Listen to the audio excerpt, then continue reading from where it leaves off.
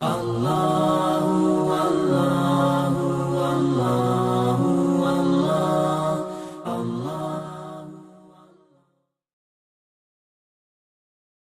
علیکم ورحمۃ اللہ وبرکاتہ ان الحمد للہ نحمده ونستعینه ونستغفره ونعوذ باللہ من شرور انفسنا ومن سیئات اعمالنا من يهده الله فلا مضل له ومن يضلل فلا هادي له اشهد ان لا اله الا الله وحده لا شريك له وأشهد أن محمدا عبده ورسوله أما بعد فإن خير الحديث كتاب الله وخير الهدي هدي محمد صلى الله عليه وسلم وشر الأمور محدثاتها وكل محدثة بدعة وكل بدعة ضلالة وكل ضلالة في النار. گزشتہ روز دو سجدوں کے درمیان بیٹھنے کے بارے میں گفتگو ہوئی تھی اور میں نے نبی علیہ الصلوۃ والسلام کی احادیث کی روشنی میں یہ گزارش کی تھی کہ دو سجدوں کے درمیان بیٹھنا جسے جلسہ کہتے ہیں یہ نماز کے ارکان میں سے ایک رکن ہے، نماز کے فرائض میں سے ایک فرض ہے، اور پھر اچھی طرح بیٹھنا نماز کے ارکان میں سے دوسرا رکن ہے، نماز کے فرائض میں سے دوسرا فرض ہے. آج ہمارا موضوع تشہد ہے اور تشہد کے لیے بیٹھنا ہے. کتنی چیزیں ہوئیں؟ دو، تشہد پڑھنا اور تشہد پڑھنے کے لیے بیٹھنا. تشہد کے لیے بیٹھنا ہے اور تشہد پڑھنا ہے، یہ دو ارکان ہیں. تو یہ نماز کے ارکان میں سے ہیں، نماز کے فرائض میں سے ہیں، ان کے بغیر نماز نہیں ہوگی. دلیل کیا ہے؟ کیسے ہمیں پتا چلا کہ ان دو چیزوں کی اہمیت اتنی زیادہ ہے کہ اگر یہ رہ جائیں تو نماز نہیں ہوگی؟ نبی علیہ الصلوۃ والسلام سے جناب عبداللہ ابن مسعود رضی اللہ عنہ نقل کرتے ہیں، اور یہ جو روایت بیان کرنے لگا ہوں اسے امام نسائی رحمہ اللہ نے اپنی حدیث کی کتاب میں جگہ دی ہے. جناب عبداللہ ابن مسعود فرماتے ہیں کہ جب ہم پہ تشہد فرض نہیں تھا، کیا کہہ رہے ہیں؟ جب ہم پہ تشہد، اس کا کیا مطلب ہے؟ کہ بعد میں فرض ہوا. اس کا کیا مطلب ہے؟ بعد میں کیا ہوا؟ یہ دلیل ہے اس بات کی کہ اتحیات میں بیٹھ کر تشہد میں بیٹھنا اور تشہد پڑھنا جو ہے یہ فرض ہے. اب میں یہ روایت مکمل کرتا ہوں. عبداللہ ابن مسعود کہتے ہیں کہ جب ہم پہ تشہد فرض نہیں تھا تو ہم کہا کرتے تھے السلام علی اللہ، اللہ پہ سلامتی نازل ہو. السلام علی جبریل، جبریل علیہ السلام پہ سلامتی نازل ہو. السلام علی میکائیل، میکائیل پہ سلامتی نازل ہو. تو نبی علیہ الصلوۃ والسلام نے کہا بھی اللہ کے لیے سلامتی کیوں کہتے ہو؟ اللہ تو خود سراپا سلامتی ہے، اس سے تو سلامتی مانگی جاتی ہے، اس سے تو سلامتی کی دعا کی جاتی ہے، اس کے لیے نہیں کہا جاتا کہ اس پہ سلامتی ہو. تو اس کے بعد پھر آپ نے اتحیات والی دعا سکھائی. یہ روایت میں نے ابھی آپ کے سامنے کیوں رکھی ہے؟ کیا بیان کرنے کے لیے؟ جی،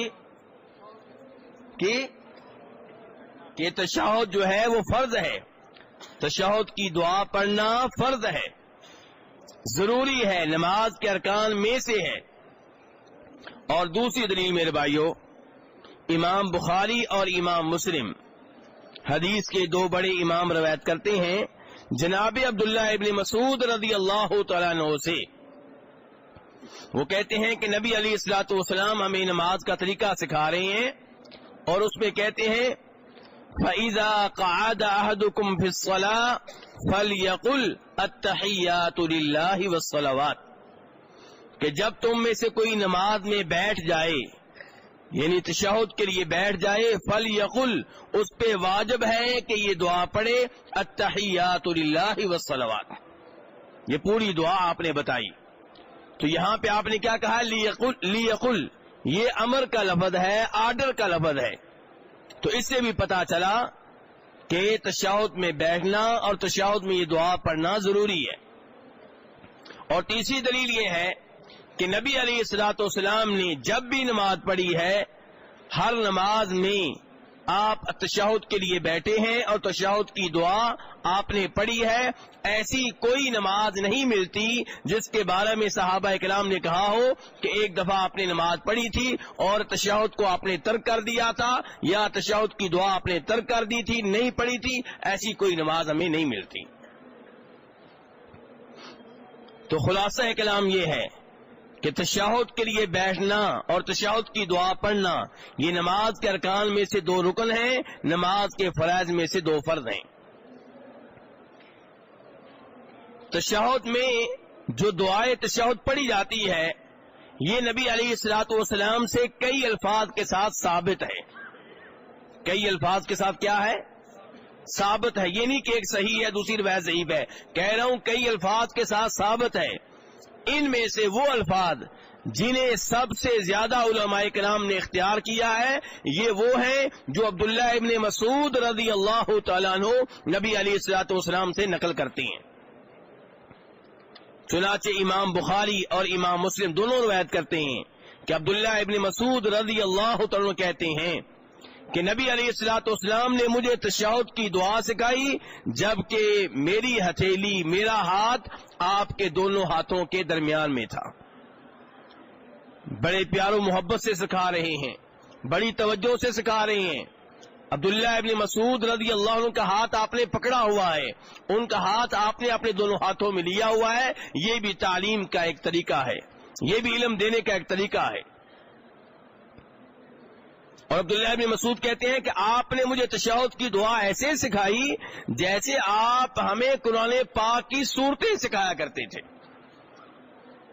جس توجہ کے ساتھ, جس اہتمام کے ساتھ آپ قرآن پاک کی صورتیں سکھایا کرتے تھے اسی انداز سے آپ نے مجھے تشہد کی دعا سکھائی.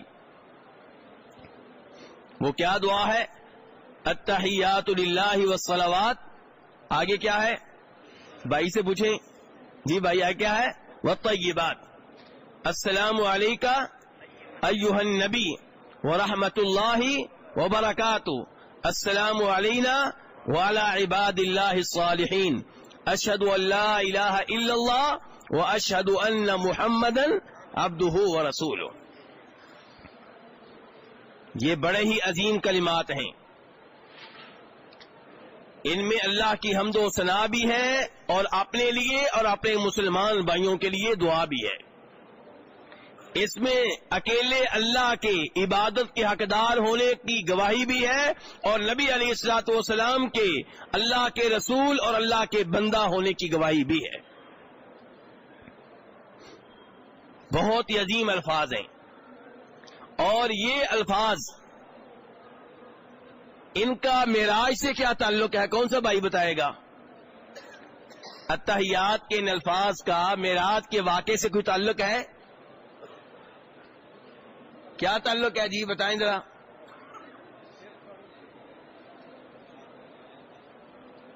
جی تو بھائی بتا رہے ہیں کہ جب نبی علیہ الصلوۃ والسلام, میں نہیں کہہ رہا, کون بتا رہے ہیں؟ بھائی بتا رہے ہیں کہ جب نبی علیہ الصلوۃ والسلام معراج پہ گئے تھے تو وہاں پہ آپ نے یہ الفاظ پڑھے تھے التحیات للہ والصلوات والطیبات.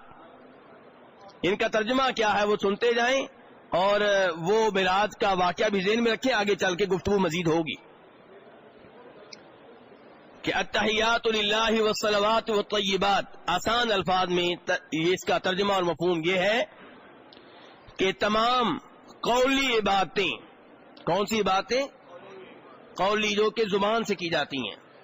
تمام قولی عبادتیں اور تمام بدنی عبادتیں اور تمام مالی عبادتیں کس کے لیے ہیں؟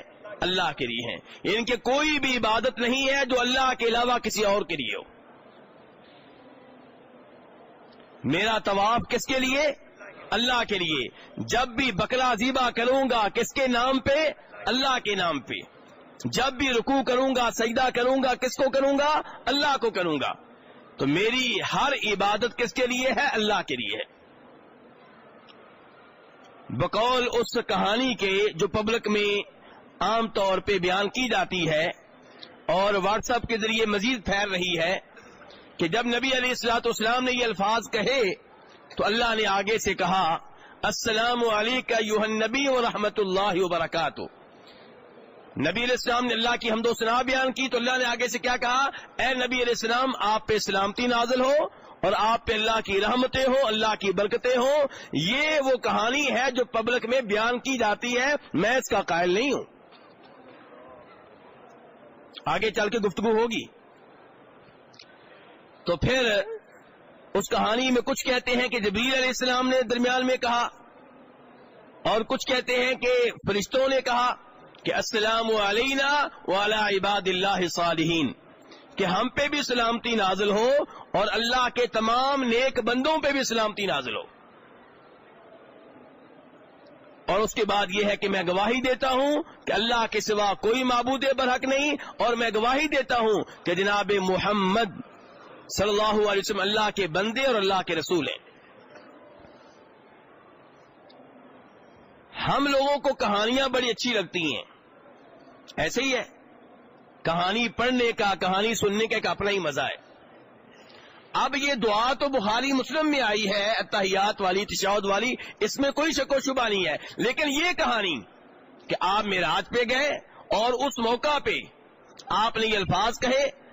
اب معراج میں جانا بھی برحق ہے، یہ بھی ذہن میں رکھے. کوئی آدمی یہ نہ سمجھے کہ شاید معراج کے منکر ہیں. معراج حقیقت ہے. معراج کے موقع پہ اللہ نے آپ کو بڑی عزت دی ہے. آپ ساتوں آسمانوں پہ گئے ہیں، آپ نے اللہ کا کلام اللہ کی آواز میں سنا ہے. اس موقع پہ آپ پہ 5 نمازیں فرض کی گئی ہیں. یہ سب کچھ برحق ہے، درست ہے. لیکن یہ کہانی کہ اتحیات جو ہے یہ اللہ اور نبی علیہ الصلوۃ والسلام کے درمیان مکالمہ ہے، دونوں کے درمیان گفتگو ہوئی تھی، وہ ہے. تو میرے بھائی یہ چیز جو ہے کسی حدیث سے ثابت نہیں ہے.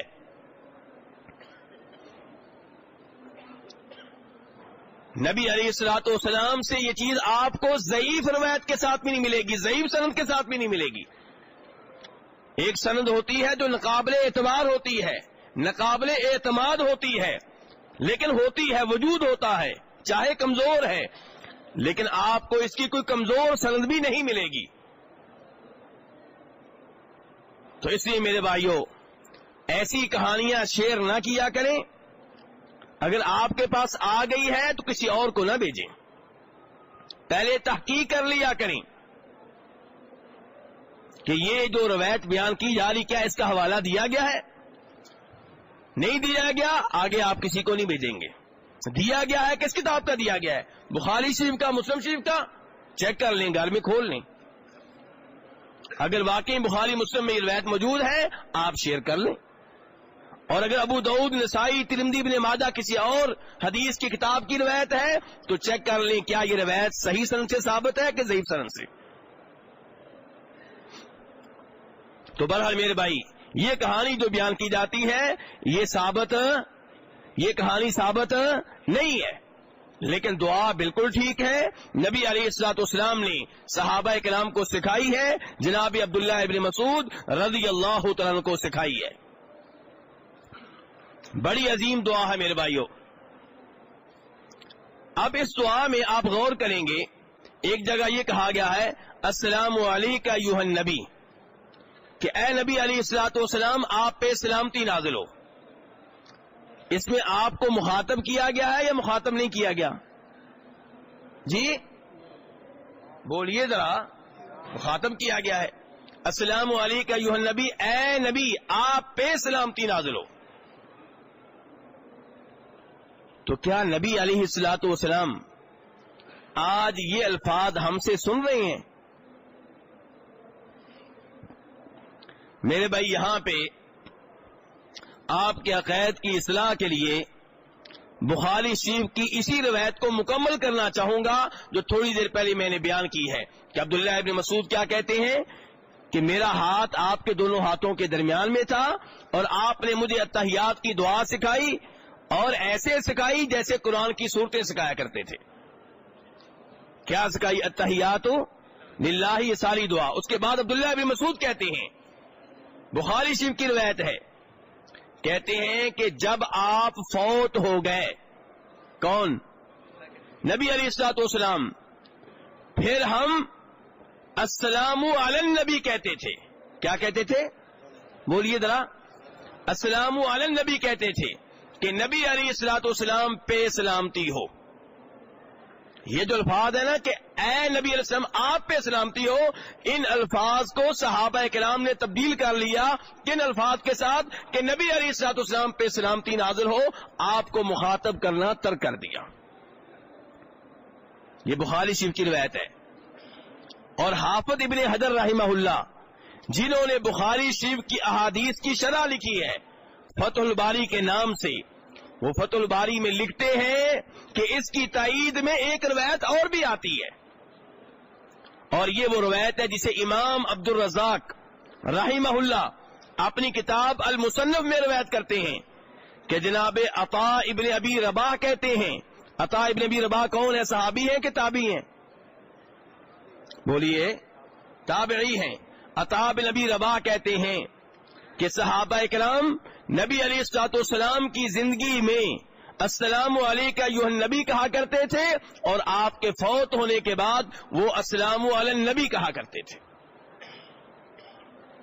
یہ کن کا عقیدہ ہے؟ صحابہ کرام کا عقیدہ ہے.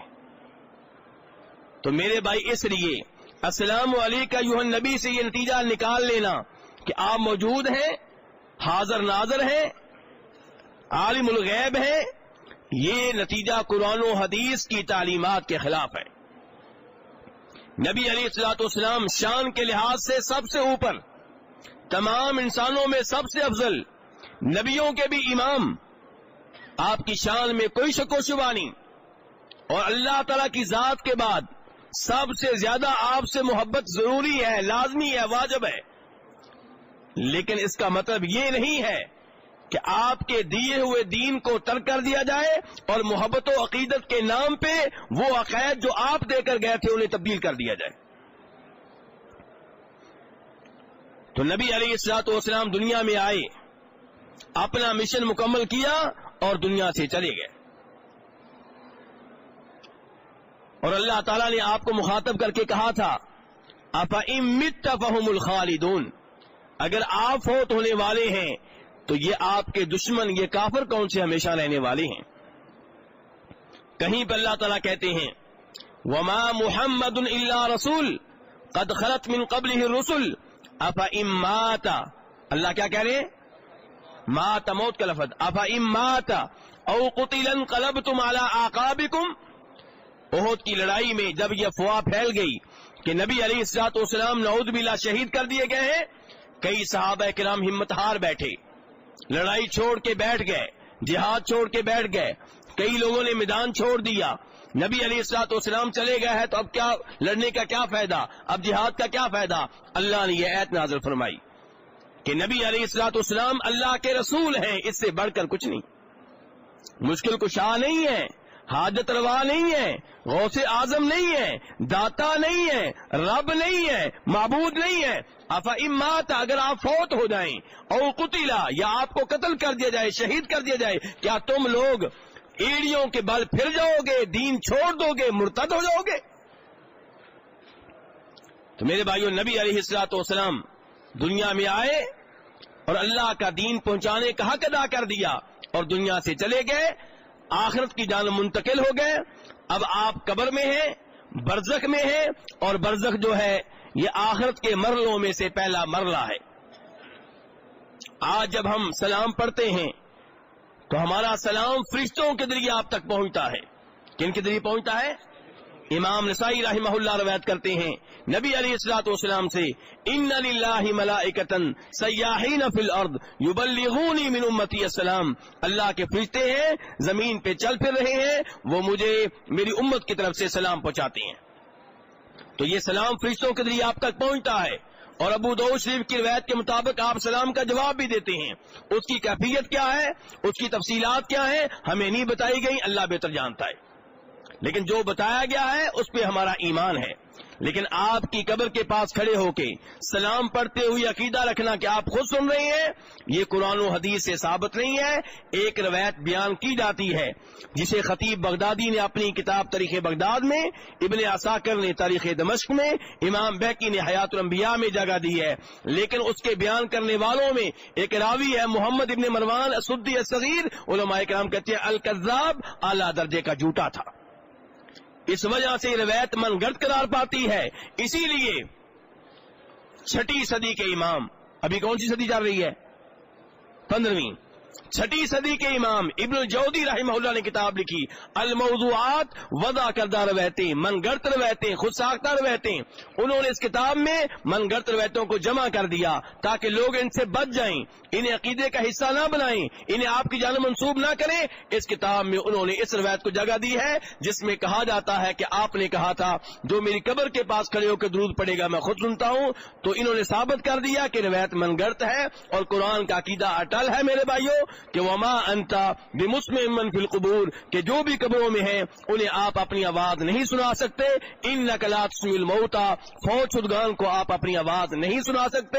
وہم عن دعائهم غافلون, اللہ کے سوا جن کو بھی پکارا جاتا ہے تمہاری پکار سے غافل ہے, بے خبر ہے. ان تدعوهم لا يسمعوا دعاءكم, اگر انہیں پکارو تمہاری پکار نہیں سنتے. تو میرے بھائیوں التحیات کی دعا پڑھیں, بڑے پیارو محبت سے پڑھیں. السلام علی النبی پڑھ لیں جیسا کہ صحابہ کرام نے کر لیا تھا, یا السلام علیک ایھا النبی پڑھیں, مخاطب کرتے رہیں جیسا کہ نبی اسلام نے سکھایا تھا. لیکن عقیدہ یہ ہو کہ میرا سلام فرشتوں کے ذریعے آپ تک پہنچتا ہے. یہ عقیدہ نہیں کہ آپ خود سن رہے ہیں, آپ موجود ہیں. کئی بھائی مخاطب کے الفاظ سے غلط فہمی میں واقع ہو جاتے ہیں. میرے بھائیوں مخاطب کرنے سے یہ لازم نہیں آتا کہ جس کو آپ مخاطب کر رہے ہیں وہ آپ کی آواز سنتا ہے. میں نے کل پرسوں بھی بیان کیا تھا, بخاری شریف کی روایت ہے کہ جناب عمر فاروق رضی اللہ عنہ جب حجر اسود کو بوسہ دینے کے لیے تشریف لائے تھے, کیا کہا تھا کہ میں اللہ کی قسم اٹھا کے کہتا ہوں کہ تو نفع و نقصان کا مالک نہیں ہے. کس کو کہہ رہے ہیں؟ تو کیا حجر اسود سن رہا تھا؟ نہیں, حجر اسود کو نہیں سنا رہے تھے, دائیں بائیں جو کھڑے تھے انہیں سنا رہے تھے. اور مخاطب کس کو کیا ہے؟ حجر اسود کو مخاطب کیا ہے. اور میرے بھائیوں امام حاکم کی کتاب المستدرک کھول لیں, امام ترمذی کی کتاب کھول لیں کہ جب اسلامی مہینے کا نیا چاند طلوع ہو تو اسے دیکھ کے ایک دعا پڑھی جاتی ہے جو آپ نے ہمیں سکھائی ہے, اللہم احلہ علینا بالامن والایمان والسلامتی والاسلام. اس کے آخر میں کیا ہے؟ ربی و ربک اللہ, اے چاند تیرا رب بھی اللہ ہے, میرا رب بھی اللہ ہے. ہم چاند کو مخاطب کر کے دعا پڑھتے ہیں, کیا چاند ہماری آواز سن رہا ہے؟ نہیں سن رہا. تو میرے بھائی یہ ایک انداز ہے, یہ ایک دعا کا انداز ہے, یہ سلام پڑھنے کا انداز ہے. اس سے یہ نتیجہ نکال لینا کہ جس کو آپ مخاطب کر رہے ہیں وہ سنتا ہے, یہ یہاں پہ درست نہیں ہے, کیونکہ اللہ نے کہہ دیا ہے کہ جو بھی قبروں میں ہیں انہیں آپ اپنی آواز نہیں سنا سکتے. بہرحال میرے بھائیوں التحیات کی دعا بڑی عظیم دعا ہے اور یہ نماز کے ارکان میں سے ایک رکن ہے, اور تشہد کے لیے تحیات کے لیے بیٹھنا بھی نماز کے ارکان میں سے ایک رکن ہے. بخاری شریف کی حدیث میں ہی نبی علیہ السلام فرماتے ہیں کہ جب تم یہ دعا پڑھو گے جیسا کہ سکھائی گئی ہے کہ اے نبی علیہ السلام آپ پہ بھی سلامتی ہو اور اللہ کے بندوں پہ بھی سلامتی ہو, آپ علیہ السلام فرماتے ہیں جو بھی اللہ کا نیک بندہ ہے اس تک یہ دعا پہنچ جائے گی. اور ایک امام نے لکھا ہے کہ نماز نہ پڑھنے والا اپنے اوپر بھی ظلم کرتا ہے, اپنے دوسرے مسلمان بھائیوں پہ بھی ظلم کرتا ہے. کیوں؟ جب وہ نماز نہیں پڑھے گا تو انہیں یہ دعا نہیں دے گا, نماز پڑھے گا تو یہ دعا دے گا کہ ہمارے اوپر بھی سلامتی ہو, اللہ ہمیں بھی سلامت رکھے دنیا میں بھی آخرت میں بھی, اور انہیں بھی سلامت رکھے جو اللہ کے نیک بندے ہیں. لیکن یہ دعا کن کے لیے ہے؟ اللہ کے نیک بندوں کے لیے. کن کے لیے؟ اللہ کے نیک بندوں کے لیے ہے. اور نیک بندوں سے مراد کون سے بندے ہیں؟ جو شرک و بدعات سے دور رہنے والے, حرام سے دور رہنے والے, واجبات پہ عمل کرنے والے.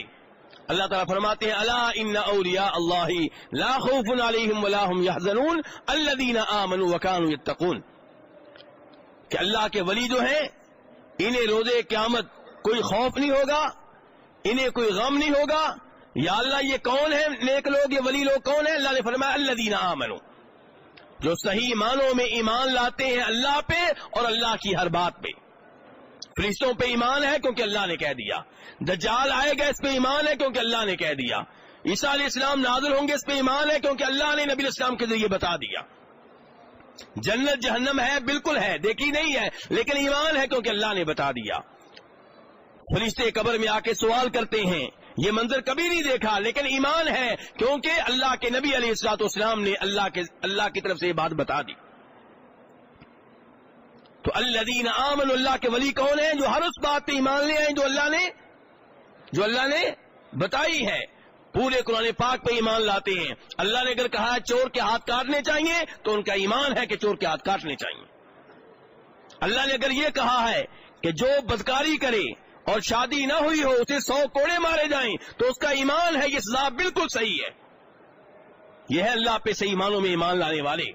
وہ ایمان لانے والے نہیں ہیں جو اپنی مرضی کی باتیں مان لیں, جو عقل تسلیم کرے مان لیں, جو مزاج تسلیم کرے مان لیں, اور کئی باتیں ایسی ہوں جن کے بارے میں دل راضی نہ ہو انہیں ان کا انکار کر دیں. یہ مومن نہیں ہے. یہ ایمان لانے والے ہیں اپنی عقل پہ, یہ ایمان لانے والے ہیں اپنے من پہ, اور اللہ پہ ایمان لانے والا وہ ہے جو اللہ کی بیان کردہ ہر بات پہ آنکھیں بند کر کے ایمان لے آئے. الذین آمنوا وکانوا یتقون, فرمایا اللہ کے ولی وہ ہیں جو ایمان لانے والے ہیں صحیح معنوں میں اور متقی ہیں, پرہیزگار ہیں. جن چیزوں کو اللہ نے حرام کر دیا ان سے دور رہنے والے ہیں. سود حرام ہے اس سے دور رہتے ہیں, جھوٹ حرام ہے اس سے دور رہتے ہیں, غیبت حرام ہے اس سے دور رہتے ہیں, رشوت حرام ہے اس سے دور رہتے ہیں. اپنا کپڑا, اپنی شلوار, اپنی چادر, اپنی پینٹ وغیرہ, ثوب, جبہ, یہ ٹخنوں سے نیچے لٹکانا حرام ہے, اس سے وہ دور رہتے ہیں. غیر عورتوں کو دیکھنا حرام ہے, اس سے دور رہتے ہیں. غیر عورت کا ہاتھ پکڑنا حرام ہے, اس سے وہ دور رہتے ہیں. زنا حرام ہے, اس سے وہ دور رہتے ہیں. جو بھی چیزیں اللہ نے حرام کر دی ہیں ان سے وہ دور رہتے ہیں. یہ ہے اللہ کے ولی. اور وہ اللہ کا ولی نہیں ہو سکتا جو یہ کہے کہ یہ میرے مرید کی بیٹی ہے میرے لیے حلال ہے. وہ اللہ کا ولی نہیں ہو سکتا جس کے پاس اگر اس کا مرید اپنی بیٹی علاج کے لیے لے جائے تو وہ کہے رات میرے پاس رہنے دو, صبح لے جانا. یہ اللہ کے ولی نہیں ہوا کرتے. جناب ام المؤمنین عائشہ رضی اللہ عنہا فرماتی ہیں اللہ کے حقیقی ولی کے بارے میں, نمبر 1 ولی کے بارے میں, جناب محمد علیہ الصلوۃ والسلام کے بارے میں, کہ آپ مردوں سے بیعت لیتے تو ہاتھ کے ذریعے لیتے, اور جب عورتوں سے بیعت لیتے تو زبانی لیتے, ان کا ہاتھ نہیں پکڑتے تھے, زبانی بیعت لیتے تھے. اور یہ وہ بیعت ہے جو نبی علیہ السلام کے زمانے میں تھی, اور آپ کے دنیا سے چلے جانے کے بعد اب بیعت ہوگی حکمران کی, خلیفہ کی, بادشاہ کی. اور یہ پیروں والی بیعت جو ہے, ولیوں والی جو بیعت ہے, یہ آپ علیہ الصلوۃ والسلام کے زمانے کے بعد, آپ کے چلے جانے کے بعد صحابہ کرام سے ثابت نہیں.